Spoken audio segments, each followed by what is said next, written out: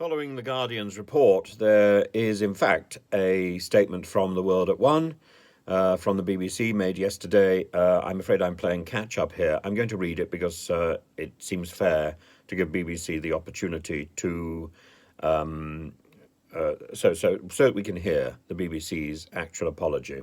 The BBC Radio for 3rd of March 2023. That's what it's referring to. During an interview about the former civil servant Sue Gray and her proposed move to be Chief of Staff for Labour leader Sir Keir Starmer, the former Culture Secretary Nadine Dorries made a number of claims which were not challenged at the time. Miss Dorries, who is a staunch supporter of the former Boris Johnson, was highly critical of the move. I don't think he's actually the former Boris Johnson. I think he's still Boris Johnson. She said Miss Gray had broken the civil servant's code, there's no apostrophe, and brought the civil service into disrepute as a result of having conversations with Sir Keir Starmer about the rile. She also said Miss Gray and the Labour leader were personal friends and that Miss Gray was politically motivated when writing her report into Partygate last year. To be clear, there is no evidence that Sue Gray is a close friend of Sir Keir.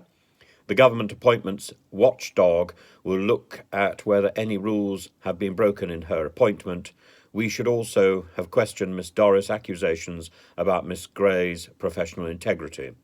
We apologise for the programme's shortcomings on this occasion, the 10th of the 3rd, 2023. It's a shame that statement hasn't been more widely publicised, because that is an apology. It is, of course, an incredibly badly worded statement with very vague language about who Mr. Johnson is currently at the moment.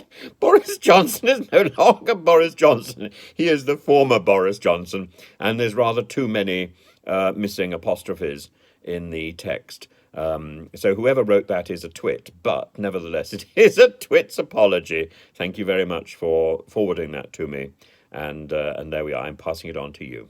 So the BBC did apologise for Nadine Dorries's completely bizarre statements. And Nadine Dorries is the person who, as you remember, wearing pink, was saying that Sue Gray is a person of integrity and completely impartial, and then wearing white and glasses is saying Sue Gray is completely biased.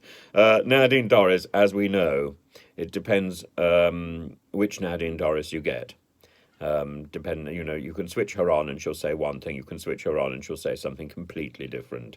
At what time of day she speaks, I think that governs what comes out of her mouth.